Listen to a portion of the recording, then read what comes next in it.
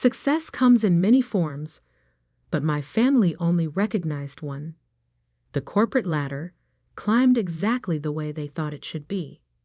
I'm Alexander Mitchell, and this is the story of how I went from being the family disappointment to the one signing their paychecks. Growing up in the affluent suburbs of Chicago, everything in my life was measured against my siblings' achievements. My older brother Michael was the golden child, Harvard Business School graduate, and rising star at Goldman Sachs. My sister Diana was the perfect corporate attorney, making partner at her firm by 30. And then there was me, the youngest, who dared to think differently. Another startup, Alex? Mom would sigh whenever I mentioned my latest venture.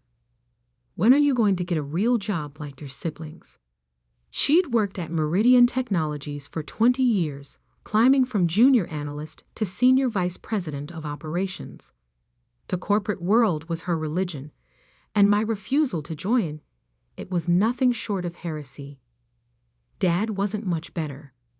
As a retired investment banker, he measured success in quarterly reports and profit margins. My early attempts at entrepreneurship were met with thinly veiled disappointment. You know, he'd say during our weekly family dinners, Michael's firm is always looking for analysts. With your degree from Northwestern, you'd be a shoo-in. What they didn't know, what none of them knew, was that I'd been building something bigger than they could imagine. While they saw me bouncing between startups, I was actually executing a carefully crafted plan. It started 5 years ago when I noticed a gap in the tech security market. Companies were spending millions on cybersecurity, but their physical security systems were stuck in the past. I founded Mitchell Security Solutions with $50,000 borrowed from my savings and a vision of integrating AI with physical security infrastructure. The first 2 years were brutal. I worked from my garage, living on ramen and coffee, pouring every penny back into development. My family's comments grew increasingly pointed. Still playing with your little security company? Michael would smirk during holiday gatherings. Let me know if you need a real job. I can put in a word at Goldman. Diana was more direct. You're embarrassing the family, Alex. Do you know how it looks when people ask what my brother does? And I have to say you work from your garage. But I had a secret weapon they knew nothing about. Dr. James Anderson, my old professor from Northwestern and one of the leading experts in AI development. He saw the potential in my ideas and became my mentor, opening doors they didn't even know existed. Keep quiet about it, he advised when we secured our first major contract. Let them underestimate you. It'll make the revelation so much sweeter. That first contract led to others. Major banks, tech companies, and eventually government facilities began adopting our security systems. I moved operations to a real office but kept the company private, operating through shell corporations to maintain anonymity. The press called me reclusive. I called it strategic. 3 years in, something unexpected happened. Meridian Technologies, my mother's company, announced they were looking to acquire a security firm to modernize their infrastructure. Mom couldn't stop talking about it at family dinners. It's going to be the biggest acquisition in company history, she'd boast. They're looking at all the top firms. Of course, they'd never consider one of those small startups. I smiled and passed the potatoes. What she didn't know was that Mitchell Security Solutions had already caught Meridian's attention. Our AI-driven security systems were years ahead of the competition, and our client list was impressive, even if no one knew who owned the company. The acquisition talks were handled through intermediaries. I let my team handle the meetings while I worked behind the scenes. Mom would come home excited about the mysterious company that might save Meridian's security division, never realizing she was talking about her disappointment of a son. Then came the twist that would change everything. During the negotiations, we discovered that Meridian's security infrastructure was weaker than they'd admitted. They weren't just looking for an acquisition. They desperately needed one to prevent a potential security catastrophe. I could have walked away, let them scramble to find another solution. But I saw an opportunity for something better. Instead of a simple acquisition, I proposed a merger that would effectively give Mitchell Security Solutions control of Meridian's entire security division. The board was desperate enough to agree. The final detail? I would become CEO of the merged companies. The papers were signed on a Tuesday. The announcement would be made the following Monday. And in between, Thanksgiving at the Mitchell family home. Mom had been especially insistent about attendance this year. The CEO is coming, she announced proudly. He wants to meet the whole family before the big announcement on Monday. What she didn't know was that I'd arranged it deliberately, chosen this moment for maximum impact. The paperwork was signed, the deals were done, and there was nothing anyone could do to change it. Thanksgiving morning arrived crisp and clear. I pulled up to my parents' house in my usual Honda Civic. No need to spoil the surprise with the Porsche just yet. Mom was in full hostess mode, directing caterers and fussing over place settings. "Alex, at least tell me you're wearing the suit I bought you," she said by way of greeting. "Don't worry, Mom. I'm dressed appropriately for the occasion." Michael arrived next, stepping out of his luxury car with his wife Jessica, both dressed like they'd stepped out of a corporate catalog. Diana followed shortly after, already checking emails on her phone. "Look who finally learned to be on time." Diana smirked, eyeing my casual arrival. "Though you could have dressed better for Mom's big day." I just smiled and helped carry dishes to the dining room. As guests began arriving, Mom's colleagues from Meridian, all eager to be present for what they knew would be a historic announcement. The comments about my career choices grew more frequent. "Still working on that startup?" one of Mom's colleagues asked, not bothering to hide his condescension. "Something like that," I replied, checking my watch. Almost time.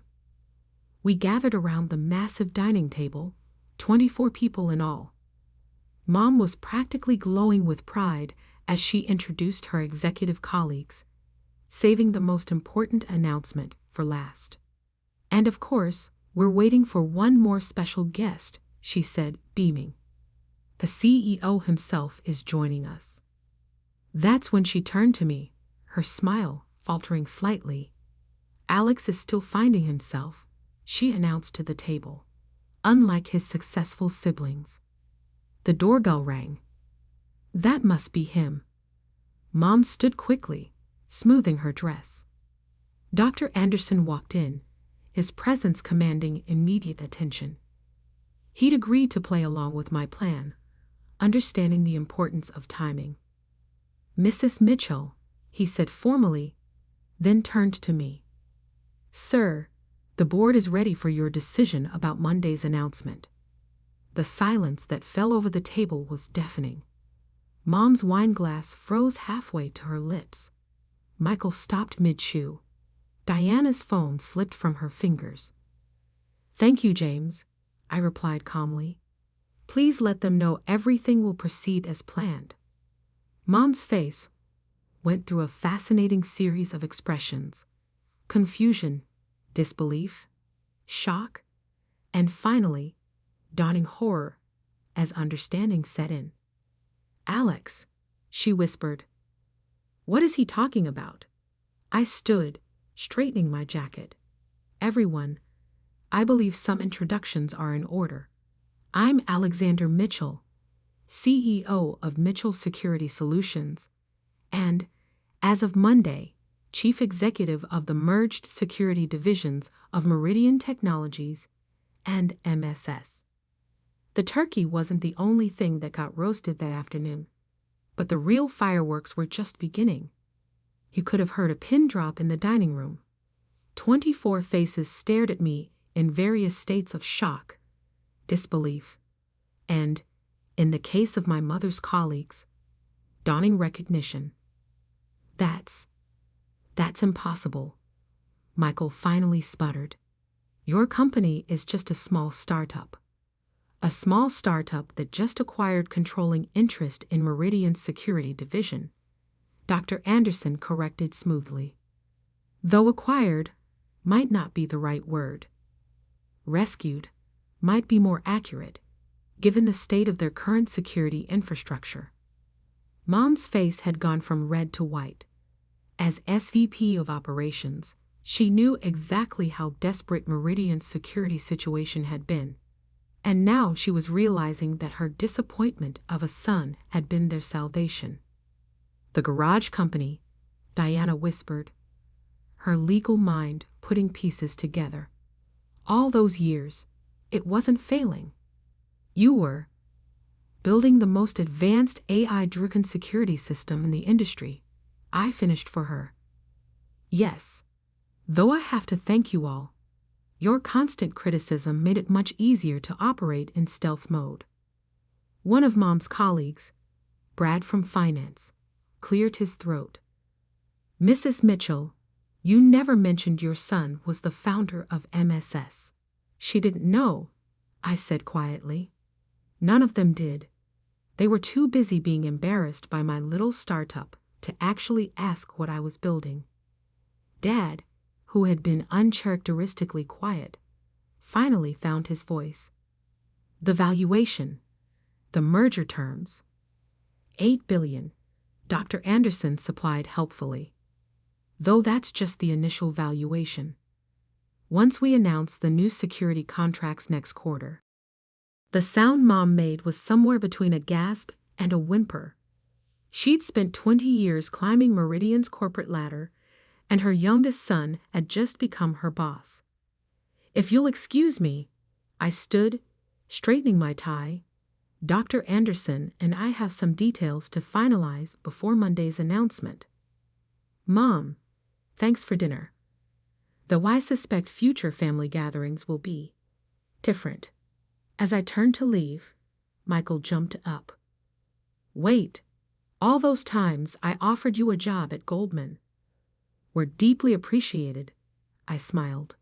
In fact, Goldman is one of our biggest clients. Your boss reports to my board next week about their security upgrade needs. Jessica, Michael's wife, actually snorted into her wine glass. She'd always been the only one who bothered to ask about my work with genuine interest. The next few days were chaos. News of the merger leaked, and suddenly the reclusive tech genius behind Mitchell Security Solutions was front-page news. My face was splashed across business magazines, my overnight success story, dissected by talking heads who had no idea it was built on years of careful planning. Monday morning, I walked into Meridian's headquarters for the official announcement. The security guard did a double take. He was used to waving me through as Mrs. Mitchell's son when I visited Mom for lunch. Now he was scrambling to find my new executive access badge. The boardroom was packed. Mom sat rigid in her SVP chair, looking like she'd aged 10 years over the weekend. The other executives were a mix of nervous and curious. They'd all heard rumors about my management style. Ladies and gentlemen, I began, let's talk about the future of corporate security. For the next hour, I laid out my vision. The integration of AI with physical security, the predictive threat analysis system, the contracts we'd already secured with major global corporations. With each revelation, I could see my mother's colleagues realizing just how badly they'd underestimated me. And finally, I concluded, let's address the elephant in the room. Yes, my mother is SVP of operations. No, this won't affect her position. I paused for effect. Her performance review will be handled by the board, just like any other executive. The relief on Mom's face, lasted exactly 3 seconds before she realized what that meant. She'd have to prove her worth just like everyone else, without family connections to fall back on. After the meeting, she tried to catch me alone. "Alex, honey, we should talk." "Of course," I replied professionally. "Have your assistant contact mine for a meeting. I'm pretty booked this week, but we should be able to find time next Tuesday." Her face crumpled slightly. "I'm your mother." "And I'm your CEO," I said quietly. "We'll need to figure out how to navigate that professionally. Just like you always wanted me to learn about the corporate world, remember?" The next few weeks were a masterclass in family dynamics under corporate pressure. Michael suddenly discovered a burning interest in cybersecurity, sending me lengthy emails about potential synergies between our companies. Diana's law firm mysteriously ended up pitching for our legal work. They weren't successful. Dad tried to play peacemaker, inviting me to his country club to talk things over. I accepted, arriving in my new Porsche, enjoying the way his golf buddies' heads turned. "You could have told us," he said over drinks. "Would you have believed me?" I asked. "Or would you have tried to take over, push me into doing things your way, just like always?" He had no answer for that. The real change came during the first quarter earnings call. Our integrated security system had exceeded all projections, driving Meridian's stock to record highs. Mom sat in on the call, watching as I fielded questions from analysts who used to ignore her, now hanging on my every word. "Mr. Mitchell," one analyst asked, "your mother has been with Meridian for 20 years. How does it feel to be her boss?" I smiled, looking directly at Mom. Success in business isn't about family connections or following traditional paths. It's about innovation, vision, and the courage to build something new. I learned that by watching my mother's career, even if we disagreed about how to apply those lessons. She cried later in her office. I pretended not to notice when I passed by. Christmas that year was interesting. Gone were the snide comments about my career choices, replaced by awkward attempts to show they'd supported me all along. "I always knew you had potential," Michael claimed, conveniently forgetting years of condescension. "Remember when I helped you with your first business plan?" Diane added, apparently forgetting she'd refused to even read it. Mom had prepared my favorite dishes, a transparent attempt at reconciliation. But as we sat around the table, the power dynamics had shifted irrevocably. "I got you something," I said, handing Mom a small package. Inside was a framed copy of my first business plan, the one I'd written in that garage they'd been so ashamed of. Attached was a note. "Thanks for teaching me that success comes in many forms, even if you didn't mean to." 5 years have passed since that Thanksgiving revelation. Meridian's security division, under my leadership, has become the industry standard. Michael's firm now pays us handsomely for their security needs, and Diana's law firm regularly loses bids to our preferred counsel. Mom still works at Meridian, though she's no longer SCVP. She took a different role, heading up our corporate training division. Turns out she's excellent at teaching others about corporate structure, even as she struggled to see beyond it herself. Last month, Northwestern Business School invited me to give the commencement speech. As I stood at the podium, I could see my family in the audience, their expressions so different from those dismissive looks of years past.